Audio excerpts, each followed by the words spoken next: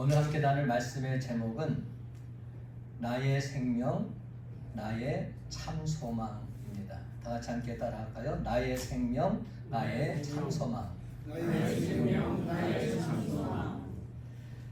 다윗의 시인 시편 62편은 이렇게 시작이 됩니다. 1절과 2절 말씀 제가 읽어볼게요. 나의 영혼이 잠잠히 하나님만 바라며 나의 구원이 그에게서 나오는도다. 오직 그만이 나의 반석이시요 나의 구원이시요 나의 요새이시니 내가 크게 흔들리지 아니하리로다. 많이 더우시죠? 저는 지난 한 주간 무더운 여름철에 오히려 교회에 있었습니다. 교회에서 에어컨 틀어놓고 시원하게 있었어요. 교회에서 조용히 쉼을 누리면서 나의 생명, 나의 참 소망은 어디에 있을까 잠잠히 생각하는 시간을 가졌습니다. 오늘 말씀에도 나오죠. 나의 영혼이 잠잠히 하나님만 바라며. 그래서 잠잠히 하나님만 바란다는 말이 무슨 뜻입니까? 이 말은 차분하게 끝까지 묵묵히 하나님의 시간, 하나님의 장소, 하나님의 역사를 기다리는 것을 의미합니다. 그래서 A.W. 토저는 이런 말을 했습니다. 그리스도인의 경건 훈련에서 가장 중요한 것은 침묵 훈련이다.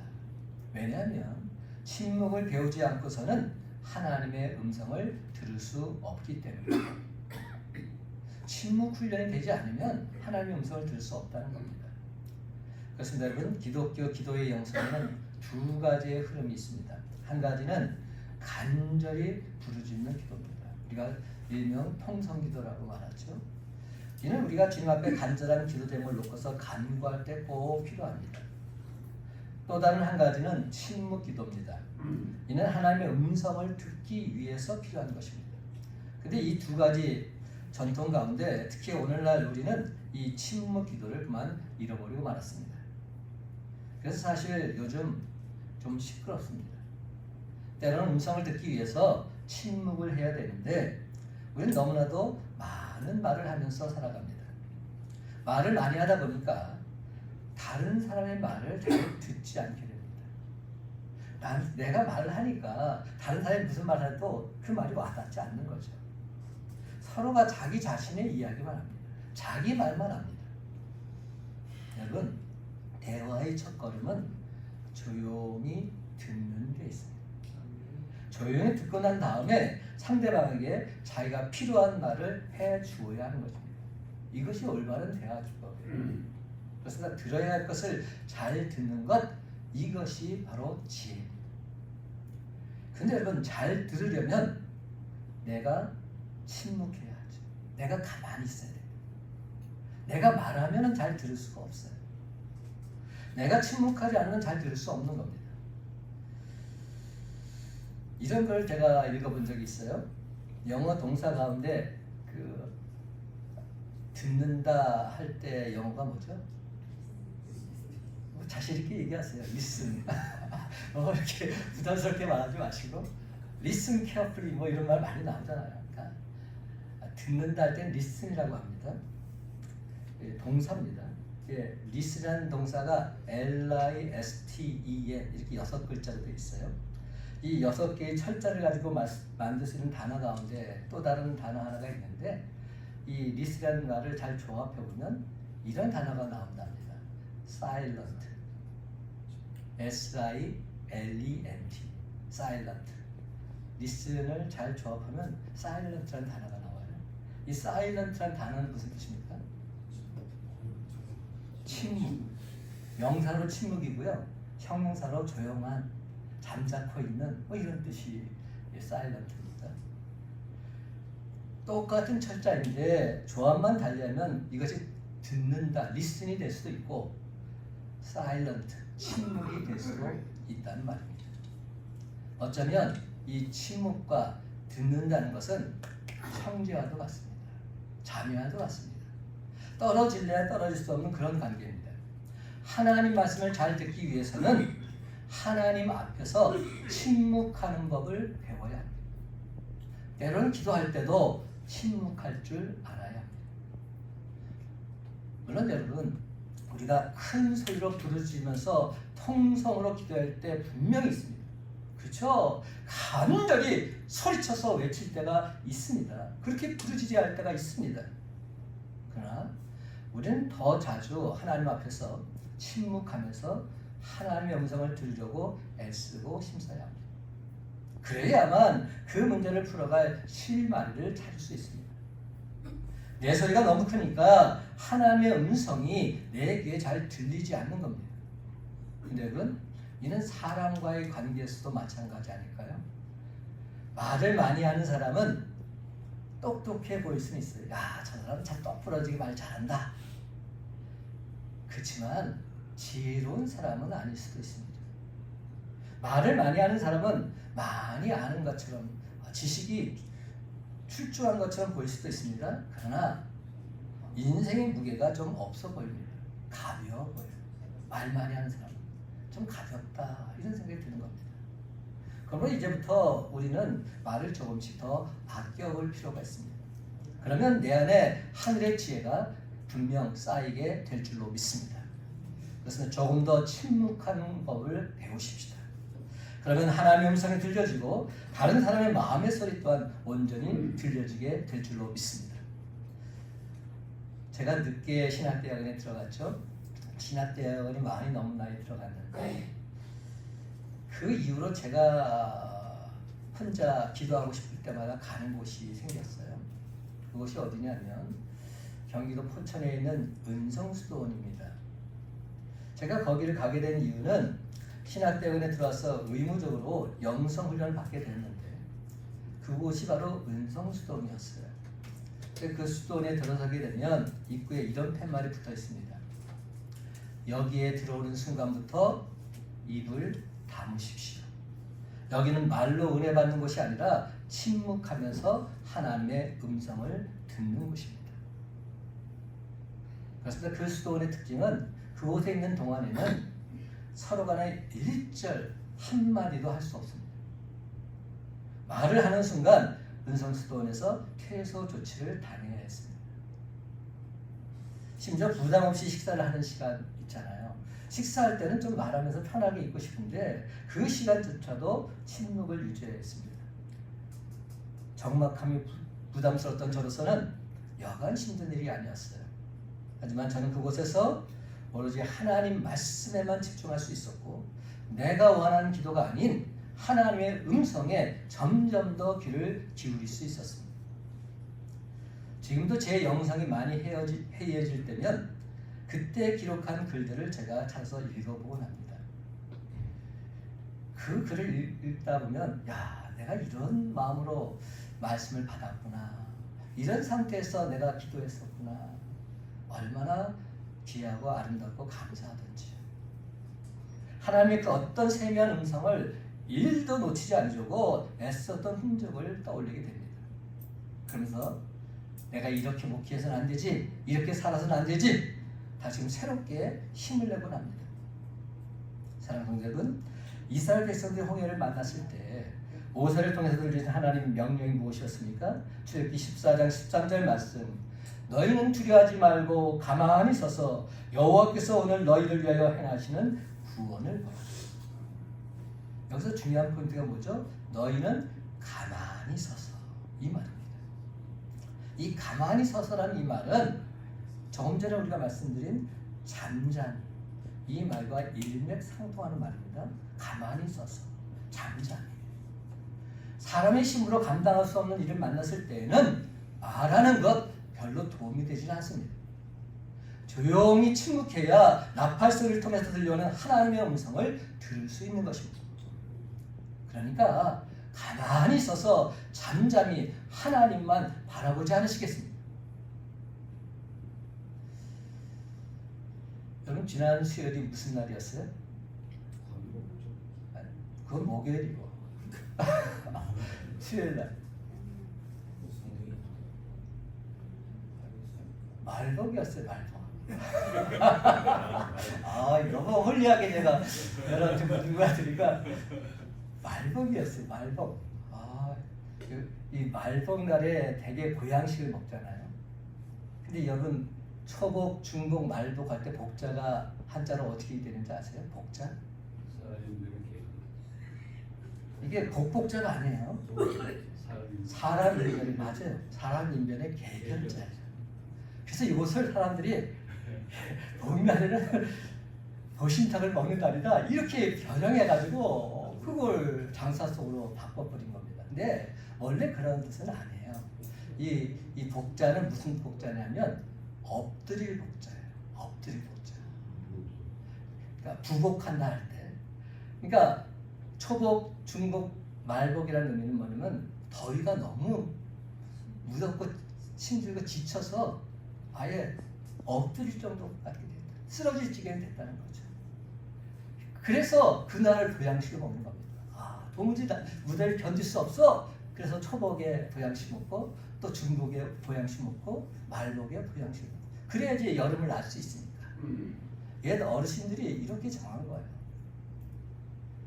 그래서 우리 교회에서도 지난 수요일 날 말복이었는데 우리 어르신들을 모시고 교회에서 삼계탕을 끓여 드렸어요. 오셔서 맛있게 잘 듣고 가셔서 얼마나 좋은지 몰라요. 너무 감사하더라고요. 못 오신 분도 계셨지만 대부분 오셔서 많이 들고 가셨어요. 다시 힘을 내야 되잖아요. 우리가 무더운 여름철 그냥 지쳐서 쓰러져 있으면 안 되잖아요. 22일은 무슨 날일까요? 이제 조금 홀리하게 생각하지 마시고 절기상. 맞아요. 처서예요. 처서의 뜻이 뭔지 아세요? 한자로 알려드릴게요. 처는 처리할 처, 서는 더위를 처리한다. 더위를 끝내버린다. 이런 날입니다. 그러니까 이제 더위는 더 이상 없다. 이게 처서입니다. 그럼 이제 무더운 여름은 다 끝나고 처서가 되면 그때부터는 가을이 오는 거예요. 시원한 날씨가 오고요. 만물이 열매를 내는 그런 가을이 오는 겁니다. 옛 어르신들이 다 그래서 그렇게 절기를 정한 거예요. 처서가 되면 이제 어떻게 됩니까? 무더운 여름철 우리가 지쳐 있는데 이제는 우리의 신앙이 조금 회복이 돼야겠죠. 독서는 가을은 독서의 계절이라고 말들 하는데 우리가 주님 앞에 더욱더 나와서 말씀 붙잡고 기도하면서 다시금 힘을 내야 되지 않겠습니까? 그러므로 이제 2024년 남은 몇 개월 동안 말씀과 기도로 더욱 거룩해져서 잠잠히 하나님만 바라봄으로써 무뎌진 우리의 신앙이 다시금 온전히 회복되는 기쁨과 감격을 맛보게 되시기를 예수님 이름으로 간절히 축원합니다. 성경 읽어보면 초대교회 성도들은 모두가 다 소망을 가진 사람들이었어요. 초대교회가 가진 미덕 중에 하나는 소망 중에 즐거워하는 것이었습니다. 그래서 사도 바울은 로마서 12장 12절에서 소망 중에 즐거워하며 라고 말합니다. 또한 사도 베드로는 베드로전서 1장 3절에서 우리를 거듭나게 하사 산 소망이 있게 하시며 라고 노래합니다. 히브리서 1장 19절에서는 이 소망은 영혼의 닭과 같다고 말합니다. 그렇습니다. 소망이 없는 사람은 마구 흔들려서 어디로 떠내려갈지 모릅니다. 영혼의 닭이 없으니까. 그렇다면 여러분, 어느 시간 나는 그 무엇에다 나의 생명과 나의 참성을 줄 것인지 질문하지 않을 수 없습니다. 내가 과연 남은 삶을 어떻게 살아갈 것인가? 무엇에다 소망을 두고 무엇에다 생명을 걸고 살아갈 것인가? 이것이 중요하지 않겠습니까? 그러므로 사랑하는 성도 여러분, 오늘 주신 말씀을 통해서 하나님께서 신정 원하시는 모습을 온전히 발견하고서 참된 주님의 자녀로 살아가는 저와 여러분이 되시기를 주님의 이름으로 간절히 축원합니다. 다윗은 어떻게 살겠다 고백하고 있는지 살펴보십시다. 첫째로 이렇게 고백합니다. 나의 영혼아 잠잠히 하나님만 바라라. 잠잠히 하나님만 바라라. 5절 말씀 함께 있습니다. 나의 영혼아 시작. 나의 영혼아 잠잠히 하나님만 바라라. 무릇 나의 소망이 그로부터 나오는도다. 아멘. 이 말씀을 세 번역에서는 내 영혼아 잠잠히 하나님만 기다려라. 내 희망은 오직 하나님에게만 있다. 이렇게 말하고 있습니다. 여러분, 하나님만이 저와 여러분의 희망이 되십니다. 그렇습니다. 우리의 희망은 오직 하나님으로부터 나옵니다. 우리의 희망을 눈에 보이는 세상 물질에다 두려고 하니까 희망이 없느니 있느니 보이느니 안 보이느니 이런 말들 하게 되는 겁니다.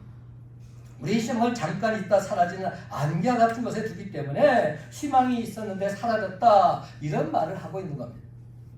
사랑하는 성도 여러분, 세상 물질이나 세상 인기는 뜬구름 같은 것이고 우리의 영원한 희망이 결코 될 수 없습니다. 그러기에 지금 다윗은 하나님만이 나의 유일한 희망이십니다. 이렇게 고백하고 있는 것입니다.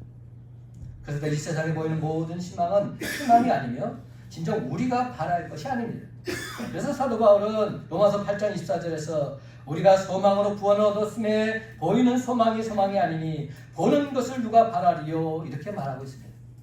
여러분, 보이는 소망은 참 소망이 아닙니다. 따라서 우리는 모든 소망을 오직 하나님 아버지께 두어야 할 줄로 믿습니다. 모든 소망을 오직 하나님 아버지께. 시편 기자는 시편 146편 5절에서 야곱의 하나님을 자기의 도움으로 삼으며 여호와 자기 하나님에게 자기의 소망을 두는 자는 복이 있다 이렇게 말하고 있습니다. 하나님을 이스라엘 민족의 하나님으로 고백하는 것이 아니라 다른 사람이 아닌 바로 나의 하나님으로 고백하는 믿음 속에서 참된 희망을 찾을 수 있다는 말입니다. 다윗은 지금 자기 자신을 향해서 이렇게 부르고 있습니다. 내 영혼아, 내 영혼아. 내 영혼아, 자기를 부르는 겁니다. 내 영혼이라는 이 말은 다른 사람이 아닌 바로 자기 자신을 가리키는 말입니다. 자아를 부르고 있습니다. 살아있는 자기 자신을 부르고 있습니다. 자기의 실존을 향해서 외치고 격려하고 있는 것입니다. 사랑하는 성도 여러분, 우리도 오늘 시간 자기 이름을 불러보면서 이렇게 한번 말해보십시다. 내 영혼아, 사랑하는 대성아, 잠잠히 하나님만 바라라. 이대성 목사야, 사람 바라보지 말고 오직 하나님만 바라보자. 묵묵히 하나님만 바라보자. 그렇습니다. 하나님만이 저와 여러분의 유일한 해답이십니다. 시인 다윗이 하나님만이 오직 자기의 유일한 희망이라고 고백하고 있는 것은 하나님께서 그에게 진정 크나큰 힘과 능력이 되어주셨기 때문입니다. 솔직히 다윗도 사람들이 힘이 되는 줄 알고 사람을 바라보았고 사람들이 도움이 되는 줄 알고 사람을 의지해 보았습니다. 하지만 사람들은 아니었습니다. 참으로 안타깝게도 아침에 좋게 말하던 사람이 저녁이 되면 전혀 달라지는 것이었습니다. 어제는 정말 친절하게 대해준 그 사람이었는데 오늘은 아니 내일은 어떻게 달라질지 전혀 예측조차 하기 싫습니다. 그러나 여러분, 우리가 믿는 하나님은 시종야일 변함이 없으신 분이십니다. 하나님은 우리의 영원한 반석이시요 구원이시요 요새와 피난처가 되어주십니다. 그러므로 하나님이 진정 우리의 참 소망이라고 확신하는 사람은 잠잠히 하나님만 바라보고 기다리면서 오직 주님만 있으면 나는 충분하다 고백하고 있는 것이죠. 주님 한 분만으로 나는 만족합니다. 주님만 있으면 나는 충분합니다. 기쁘게 노래할 수 있는 것입니다. 사랑하는 분들은 다윗에게 새 힘과 능력을 주셨던 바로 그 하나님께서 오늘도 하나님 당신만 바라보고 기다리라고 우리에게 말씀해주고 계십니다. 다윗은 마침내 시편 118편 6절에서 이렇게 선포하고 있어요. 여호와는 내 편이시라. 저는 이 말을 참 좋아하고요. 제가 큰빛 강수기를 개척하게 되었고 거룩한 빛 강수기를 떠나는 마지막 주일 환송 예배 때 성도들 향해서 선포했던 말씀이 바로 하나님은 내 편이십니다. 바로 이 말씀을 전하고 제가 개척을 시작했습니다. 하나님이 내 편이시다. 얼마나 귀한 말씀인지 모릅니다. 그렇습니다. 여호와 하나님은 늘 항상 내 편이 되어주고 계십니다. 세상 사람들이 다 한 편을 먹고 비록 나 혼자 떨어져 있다 할지라도 여호와 하나님만 내 편이 되어주신다면 우리는 세상을 넉넉히 이길 수 있습니다. 그렇습니다. 하나님은 항상 나와 함께 하십니다. 슬픔에 지친 나를 찾아오셔서 새 힘을 주시고 나를 푸른 풀밭으로 쉴만한 물가로 인도해주시는 그런 분이십니다. 어제나 오늘날 영원토록 변함없이 나와 늘 동행해 주시는 그런 분이십니다. 지난 날을 되돌아보면 이 세상에 아무도 없고 오직 나 혼자 길을 걷는 것처럼 느껴지는 순간이 분명히 있었습니다. 아무도 없구나. 오직 나 혼자뿐이구나. 그런데 실상은 하나님께서 나를 당신의 등에 업고 걸어가셨음을 우리는 분명히 목도하게 됩니다. 하나님이 나를 등에 업고 걸어가 주셨다. 사랑하는 분들은 우리는 전능하신 하나님을 믿는 사람들입니다. 온 우주 만물을 지신 창조자 하나님께서 저와 여러분의 아버지가 되어 주십니다. 또한 우리는 하나님의 아들 예수 그리스도를 나의 구원자로 고백한 하나님의 자녀들, 예수 그리스도의 제자들입니다. 우리가 진짜 하나님의 자녀들일 텐데, 예수 그리스도의 제자일 텐데 무슨 걱정이 있습니까? 내가 진짜 하나님의 자녀일 텐데 하나님께서 나를 왜 그냥 그대로 내버려 두시겠습니까? 결단코 그럴 리가 없습니다. 그것은 능치 못하며 쓴 하나님이 바로 저와 여러분의 아버지가 되심을 믿으시기 바랍니다. 지금까지 내가 한 그 무엇보다 아버지 하나님께서 해결하시고 간섭하신 것이 더 많고 더 확실했음을 우리는 고백하지 않을 수 없습니다. 그래서 시인 다윗은 이렇게 고백합니다. 시편 118편 14절과 17절 말씀입니다. 여호와는 나의 능력과 찬송이시요 또 나의 구원이 되셨도다. 내가 죽지 않고 살아서 여호와께서 하시는 일을 선포하리로다. 사랑하는 분들은 오늘 시간 다윗처럼 잠잠히 하나님만 바라보면서 여호와 하나님은 내 편이십니다. 온 세상에 기쁨으로 선포하며 나아가는 저와 여러분의 삶이 다 되시기를 예수님의 이름으로 간절히 축원합니다. 두 번째로 다윗은 또 이렇게 선포합니다. 내가 흔들리지 아니하셨다. 내가 흔들리지 않겠습니다. 이렇게 선포하고 있는 겁니다. 6절과 7절 말씀 다 같이 한 목소리 읽기 바랍니다. 오직 그만이 시작. 오직 그만이 나의 반석이시요 나의 구원이시요 나의 요새이시니 내가 흔들리지 아니하리로다. 나의 구원과 영광이 하나님께 있으며 내 힘의 반석과 피난처도 하나님께 있도다. 아멘. 내가 흔들리지 아니하리로다. 그렇습니다. 여러분, 다윗은 내가 흔들리지 아니하리로다 당당히 선포하고 있습니다. 이는 변치 않는 확고한 믿음을 소유하고 있음을 뜻하고 있습니다. 신약성경을 보면 야고보 선생이 우리에게 이렇게 말씀하셨어요. 야고보서 1장 6절에서 8절 말씀, 오직 믿음으로 구하고 조금도 의심하지 말라.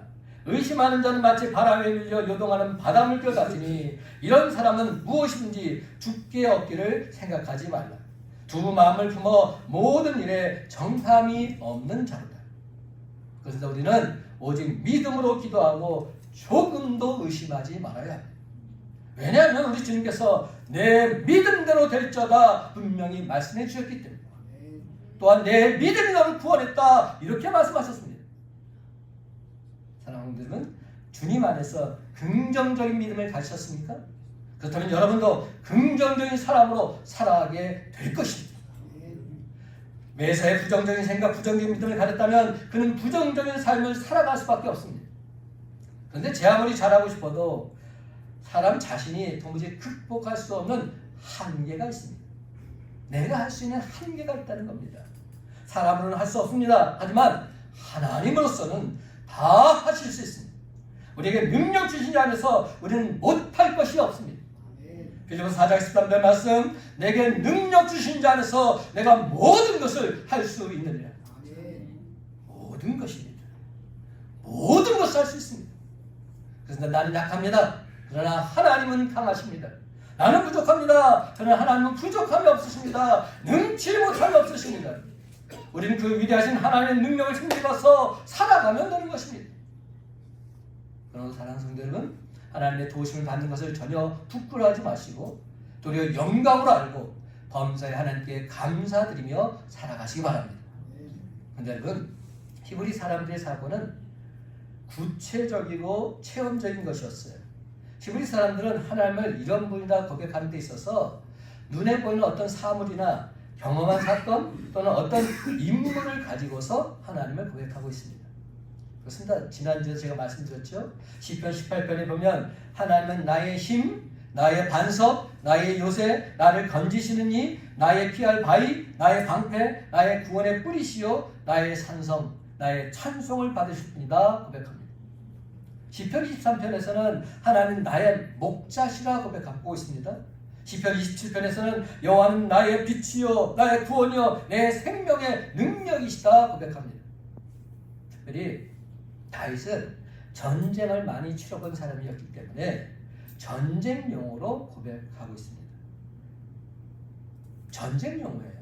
나의 반석, 나의 구원, 나의 요새, 나의 견고한 바위, 나의 피난처, 나의 방패, 나의 산성이신 하나님.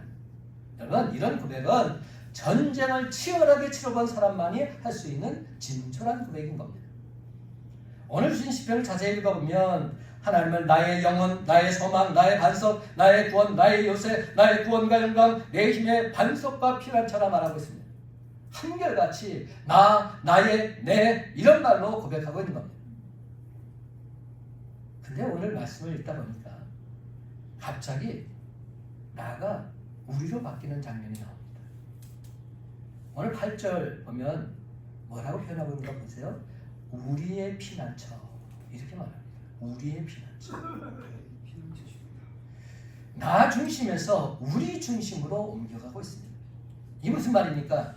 우리의 신앙이 이제는 나 혼자로 그쳐서는 안 된다는 겁니다. 나 혼자 신앙생활 잘해서는 안 된다는 겁니다. 모든 사람이 신앙을 일깨워주는 데까지 나아가야 한다는 겁니다. 나로 인해서 내 남편, 내 아내, 내 아들, 내 딸, 내 부모님까지 온전히 예수 믿고 구원받는 길로 나아가야 한다는 겁니다. 그러기 위해서는 영적 리더가 참으로 중요합니다. 영적 리더가 흔들리면 다 흔들릴 수 있기 때문에. 그래서 지도자가 영적으로 바로 서지 않으면 안 믿는 사람 물론이요 믿는 사람까지도 흔들릴 수 있습니다. 급기야 넘어질 수밖에 없는 겁니다. 여러분, 우리가 영적 리더십이라는 이런 말을 자주 하는데 영적 리더십이란 사람으로부터 부여받은 것이 아닙니다. 성령 하나님으로부터 부여받은 획득된 권위자를 뜻합니다. 획득된 권위자. 근데 여러분, 획득된 권위자가 되는 데에는 왕도가 없습니다. 지름길이 없습니다. 날마다 말씀과 기도로 거룩해지는 방법밖에 없습니다. 하나님의 전신갑주를 입고서 사탄마귀와 피 흘리기까지 싸우는 길밖에 없습니다. 그런데 진정한 영적 리더라면 성령 인도하심 따라 사탄아 물러가라 예수님으로 담대히 물리칠 수 있어야 합니다. 그러기 위해서는 날마다 경건에 이르기를 힘써야 합니다. 디모데전서 4장 7절과 8절 말씀, 망령되고 허탄한 신화를 버리고 경건에 이르도록 내 자신을 연단하라. 육체의 연단은 약간의 유익이 있으나 경건은 범사에 유익하니 금생과 내생의 약속이 있느니라. 아멘입니다. 사랑하는 여러분, 성령 하나님께서 늘 항상 동행해 주심을 믿고서 사탄마귀가 제 아무리 넘어뜨려 한다 할지라도 전혀 흔들리지 마시고 당당히 맞서서 싸우시기 바랍니다. 그렇습니다. 여러분, 다윗처럼 하나님이 나의 반석이십니다. 나의 요새십니다. 나의 구원자이십니다. 이 사실을 믿고서 전혀 흔들림 없이 힘차게 나아가십시오. 그래서 영육간의 지친 자들에게 새 힘과 용기를 불어넣는 저와 여러분의 복된 삶이 다 되시기를 예수님의 이름으로 간절히 축원합니다. 마지막 세 번째로 하나님을 의지하고 그의 앞에 마음을 토하라. 다윗은 말합니다. 그의 앞에 마음을 토하라. 8절 말씀 함께 읽어볼까요? 백성들아, 시작. 백성들아, 시시로 그를 의지하고 그의 앞에 마음을 토하라. 하나님은 우리의 피난처시로다. 셀라. 그래서 하나님이 희망이라고 고백하는 사람은 하나님을 의지해야 합니다.